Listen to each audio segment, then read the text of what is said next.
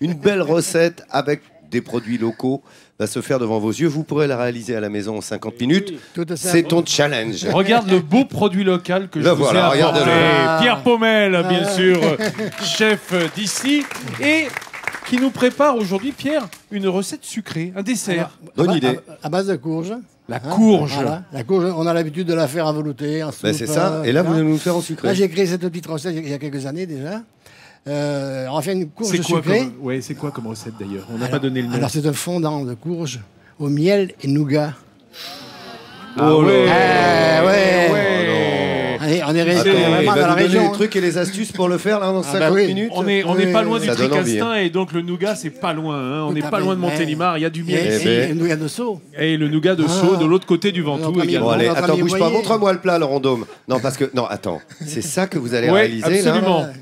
Non, Pierre. Absolument. Mais c'est salé ou c'est sucré? C'est sucré. Regarde, il a fait presque un petit cœur, dis donc. C'est un gâteau. C'est ça qu'il va réaliser, surtout ça qu'on va manger. Oui, j'ai l'impression. Vous en voulez un peu là, les Châteaunevois? Regarde les Châteaunevois, ça me dit. Te laisse pas faire, Pierre. Te laisse pas faire. Un voyant midi à sa porte, je te rappelle que les dentelles dominent des grands crus qui chantent à nos oreilles. Baume de Venise, Gigondas, Vaqueras. Tout ça, c'est les contreforts des dentelles avec tous ces vignobles. Donc exceptionnel. Région géniale. Alors bon, retournons dans la courge. Comment on peut apprécier sous différentes vistes là. Évidemment. Première étape, je vais commencer à couper ma petite courge. Alors je rappelle que le nom c'est courge muscade. Voilà. En fait, on dit courge ici. Mais c'est des courges, il y en a beaucoup. Hein. Mais des courges, il y en a beaucoup. Hein. C'est une famille. Donc celle qu'on prend, c'est la courge muscade. C'est ce qui ressemble à un potiron côtelé. C'est ça. Il y en a encore plus que l'année dernière à ce moment. Ouais. Vas-y, alors on fait des petits cubes. On retire la... C'est drôle, Pierre. Pierre, il envoie en même temps. Attends, il distribue. C'est un gars qui distribue. Ça. Le gars ventile. On est dedans. Hein. Mais on a une belle couleur de melon, en fait. Hein. Ça, c'est une courge que j'ai ramassée dans le champ hier. Et dis donc, et la courge, ça vaut pas très cher, Pierre? Non. Hier, en plus. Je vous dis ça parce que c'est important. Hein. Vous l'avez volé ou pas? Mais presque. Quasi. Tu vois, je le sentais. Parce que donc le jus de Caderousse, là, dans cette magnifique plaine de Caderousse qui sont spécialisés. C'est pas très dur à découper, mais ce qui est dur, c'est de retirer la peau qui est très très résistante. Hein. Donc je l'ai ramassé dans le champ hier à 19h15 précise. Ah, le gars est comme ça, c'est l'heure du meurtre. La courge, je vais couper la tête à 19h15. Lolo, ça sent la Libye, le mec prépare un truc. Je vais demander à ma femme pourquoi la courge était dans sa Oui, parce que figurez-vous que... Regardez comment la peau est résistante et il vaut mieux la retirer à plat comme ça, sinon attention aux didis. Hein. Les didis étant les doigts, bien entendu, comme chacun le sait. Voilà. Mais comme c'est une courge qui est encore presque vivante, donc elle est très tendre. Ah, elle n'a pas suivi les camions, les frigos, etc. D'accord, elle n'a rien subi du tout encore. Si ce n'est la cuisson, tu vas voir, ça va l'attendrir encore. J'ai cru. Oui, non, mais vas-y. Alors, tu la mets dans quoi? Pas directement. On va la mettre dans notre petite casserole. Juste un petit fond d'eau à peine. Hein. Ouais, d'accord. Voilà. Et là-dessus, à peine chauffé. Et pendant ce temps-là, tu vas faire un truc. Tu vas blanchir les œufs avec. On va la couvrir. Voilà. Donc alors ensuite. Maintenant, on va préparer, comme on dit en pâtisserie, une base d'anglaise. Donc l'anglaise, à l'origine, c'est des jaunes d'œufs qui sont blanchis avec du sucre. Ouais. Donc là, j'ai éliminé le sucre, puisqu'on est en Provence, on a mis du miel. Et ça blanchit quand même? Et ça super. Bah attends, t'es fou toi, bien sûr. C'est ce qu'il fait, le gars. Je vous rappelle qu'il est maître cuisinier de France. Hein. C'est comme c'est affiché sur sa veste. Je peux montrer, ça t'ennuie pas? Voilà. Bouge pas. Maître cuisinier de France. Bah, il y a une certaine fierté quand même. Alors vas-y, clarifie tes œufs. Alors, évidemment, les blancs, tu vas les garder pour la recette? Les blancs, non, ça sert pas. Non, ça sert. Non. Bon. Je vous les montre, ce sont des blancs qui ne serviront pas. Voilà. Non, mais on peut faire des meringues avec. Vas-y, bien sûr. On peut faire ce qu'on veut. Hein. Vas-y, Pierre. Ouais. Ziva le jaune d'œuf. Je vous laisse faire les œufs. Je vous retrouve dans un tout petit instant. L'artisanat d'excellence également est dans l'assiette aujourd'hui avec Pierre qui vous prépare. Ah, mais attends, si tu le laisses faire, il est parti là. Ce gâteau. Regarde. Un magnifique ça, c'est gâteau. notre beau miel. Pierre qui est de Courthézon aussi. Lui aussi, décidément. Il y a du talent à Courthézon. Et je suis né dans les ballets aussi. Mes parents faisaient du ballet. Il y a du Courthézon dans la télévision. Regarde. Alors là, tu as simplement battu les jaunes. Hein. Voilà, les jaunes, j'ai fait chauffer un tout petit peu le miel. C'est un miel des garrigues un peu épais. Ah oui, d'accord. Pour qu'il s'incorpore mieux dans le jaune d'œuf battu, tu incorpores le miel légèrement liquéfié. On peut simplement le mettre au micro-ondes ou au bain-marie pour qu'il soit à 40-50 degrés, pour qu'il soit plus facilement travaillable. Ça va permettre de le mêler plus facilement aux œufs. Parce qu'évidemment, si on chauffe le miel, on le rend plus liquide. Voilà. Alors, là, au fouet... Là, on va faire le 8. Tu sais ce que c'est le fer à l'huile, hein? Bien sûr. Oh là là, regardez ça. Maître cuisinier de France. Ça, c'est les premières choses qu'on vous apprend quand on est apprenti, ça. Hein. Et si on faisait pas le 8, boum. Ah là, tiens. Ah oui. Prenez un coup de basse. Un coup de balai de courtisan. C'est comme ça qu'à l'époque, ça rentrait bien. Hein. On faisait pas 3 fois les mêmes bêtises. Hein. Alors, très honnêtement, regardez, ça commence à s'éclaircir. Et là, on voit quand même que le gars a des bras. Hein. Attends. Ça, c'est rien, mais quand on remue des trucs comme ça. Je veux pas savoir. À 14 C'est dingue. Donc, vous voyez? Voilà. Oui, ça suffit. Hein. C'est bien mélangé. Voilà. Et tu vas incorporer ta pâte de nougat? Oui, la pâte de nougat et la courge. On va mixer. Alors, vas-y. Ah bah attends, et ça s'appelle un gâteau à la courge. Alors, la courge, elle est cuite. Voilà, ça prend cette elle est fondante, là. Là, elle est on va la mettre fondante. là-dedans pour la mixer, ce sera plus prudent. Bien sûr. Et tu la mixes avec quoi? Un mixeur plongeant.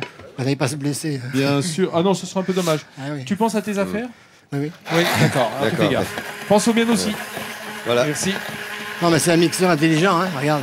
Regarde, ici. Ah ouais, t'as raison. Ah oui, il gicle pas. Hein. Alors ça veut dire que quand moi je m'en fous partout, c'est le mixeur qui est intelligent. Donc oui, parce que c'est moi qui suis pas où il faut. La lisse, elle est dedans. Ah oui, d'accord. Corolle au-dessus. Voilà.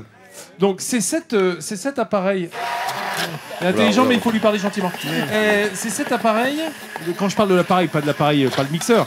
L'appareil, c'est en fait la purée de courge qui va être incorporée avec les œufs. Dans nos œufs, voilà. Et est-ce que après tu vas mettre une crème montée ou quelque chose pour le... avec une crème fouettée, oui. Voilà, une crème fouettée qui va apporter un peu de foisonnement, un peu d'air. Bien sûr. Et bien sûr, un petit peu de gélatine, parce que j'ai vu que tu en faisais tremper là-bas. C'est un peu un bavarois, en fait. C'est un mix entre anglaise, bavarois. Ça s'appelle un Pierre, voilà. Regarde l'eau. Les feuilles de gélatine, toujours les faire tremper à l'eau, bien les égoutter, pour qu'elles reprennent un petit peu de souplesse, parce que c'est dur. Hein, quand là, ça va fondre tout de suite. Là. Et il faut les mettre tout de suite dans un appareil chaud. Voilà. Parce qu'elles fondent, et c'est après, elles vont se mêler à cette... tu vois, regarde, ça donne beaucoup de liant. Et ensuite, c'est en refroidissant qu'elles vont, en fait... redurcir, regélifier. Voilà. Oui, redonner un aspect un peu plus compact au gâteau. Gélifier. Voilà. C'est un peu ça, merci. Hop, allez. Voilà, hop, dedans, il n'y a plus qu'à mettre la pâte de nougat. Ça se trouve partout, de la pâte de nougat? Oh, maintenant, je pense que oui. Hein. Oui, dans la grande distribution, j'ai vu ça, pâte de nougat, pâte de spéculoos. Oui. Effectivement, on fait tout en pâte maintenant. Hein.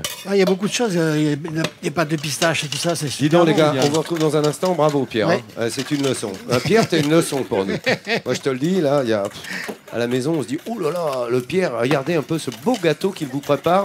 Et vous... Ah, ça donne envie, hein, toutes les astuces pour le réaliser. Ouais, avec si peu, il va faire un énorme gâteau. En plus, c'est tout rentable. Non, c'est rien, Pierre. Attends. Les amis, et regardez-les tous les deux. Il faut cuire les œufs quand même. Bien sûr, laissez-moi vous dire que vous avez gagné la main. Vous allez être repu d'ailleurs avec ce qui se prépare. Il y avait une belle dégustation. Là, regardez, il y a démonstration dans le cul de poule. C'est ça? Ça s'appelle comme ça. Hein. Je suis dans le robot. Oui. Je vis avec cette crème qui est en train d'être fouettée. La pauvre. Mais elle commence à se tenir bien. Et pendant ce temps-là... Alors, quel appareil tu as mis? Attends, j'arrête pour pas que ça devienne du beurre. Merci, Nat. Super, parfait. Pierre, toi, tu as pris un gros emporte-pièce. C'est un cercle à gâteau. Ça sert pour monter les gâteaux. Ouais. Comme le gâteau que vous avez vu tout à l'heure. Ouais. Donc, on va mettre le pain d'épices. Alors, c'est du pain d'épices, mais là, c'est une génoise au miel. Voilà, c'est pas... Mais on peut prendre du pain d'épices du commerce et le tailler. Hein. Bien sûr, il n'y a aucun problème. Tu le mets au fond d'un moule, tu vois, tu prends des tranches de pain d'épices du commerce et tu le mets au fond des moules comme tu ferais pour un tiramisu avec des biscuits, tu vois, tu tapisses le fond de ton moule. Tout à fait. Voilà. Alors ça, c'est la façon, je dirais, ménagère, si vous me permettez. Bien sûr, mais on te le permet. Voilà.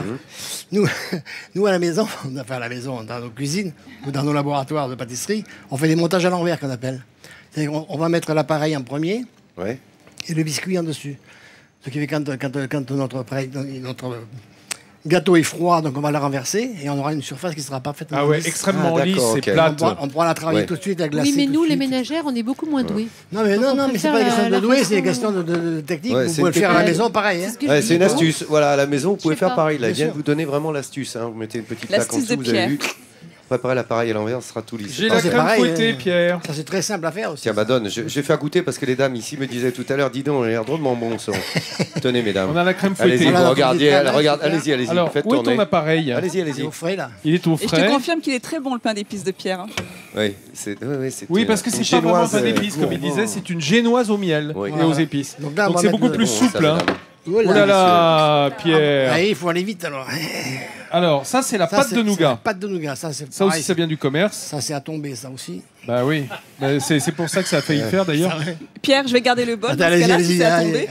Vas-y. Vous pouvez liper comme on dit chez nous. Et ça sent bon l'amande. Hein. Ah, c'est super. Ça sent bon. Eh oui, c'est la pâte de nougat, c'est comme une pâte d'amande et miel. C'est merveilleux ça. Hein. C'est délicieux. C'est du nougat de pays de Sceaux, du Ventoux. Oui. Avec de notre ami Boyer. Oui, toute la famille plus grand nougatier, oui. Alors là, comme on fait du direct, il n'y a pas de triche chez nous. Non, mais l'intérêt de ce nougat, c'est qu'il est vraiment au miel et aux amandes. Voilà. Donc là, l'appareil est encore un petit peu tiède. Ce qui n'est pas bon. Normalement, tu le mets froid. Normalement, il faut que ça soit bien froid avant de mettre la crème. Donc là, on va tenter le coup. Bien sûr, tente-le, Pierre. C'est pas que tu tentes, c'est que tu réussis, toi. On a peur de rien. Voilà. Notre crème. Alors, c'est ça qui va apporter la légèreté, puisque... Alors, on va la monter toujours en 2-3 fois. Il ne faut jamais tout mettre d'un coup. Oui. Faut pas... Comme pour la mousse au chocolat, où on met des blancs d'œufs. C'est-à-dire qu'on commence par délier l'appareil avec un tiers de la crème fouettée ou des œufs en neige quand c'est une mousse, par exemple. Et ensuite, ça va éviter de casser le reste, c'est-à-dire de perdre tout l'air, toutes les micro-bulles d'air qui sont à l'intérieur de cette crème fouettée. Regardez toute cette finesse. Et là, on vous donne plein d'astuces quand même à la maison, vous l'avez compris. Et en fait, dans Midi en France, la Vincent et Pierre vous donnent plein d'astuces. La gélatine qu'on a mise dans l'appareil à base d'œufs et de courges, elle va emprisonner ces bulles d'air qui sont dans la crème fouettée et se gélifier autour, donc devenir résistant. C'est ce qui va tenir le gâteau. Exactement. On vous suit. Regardez, tout ça se prépare devant vos yeux, évidemment, pour réaliser vous-même ce gâteau avec trucs et astuces de l'ami Pierre. Notre feuilleton de la semaine. Voici le 4e épisode. Du miel. Des courges. Et on en fait des gâteaux. Il y a beaucoup de grands chefs dans la Vaucluse. Excusez-moi. Il y a pas mal de grands chefs. Mais tu as raison. Tu as raison, Pierre.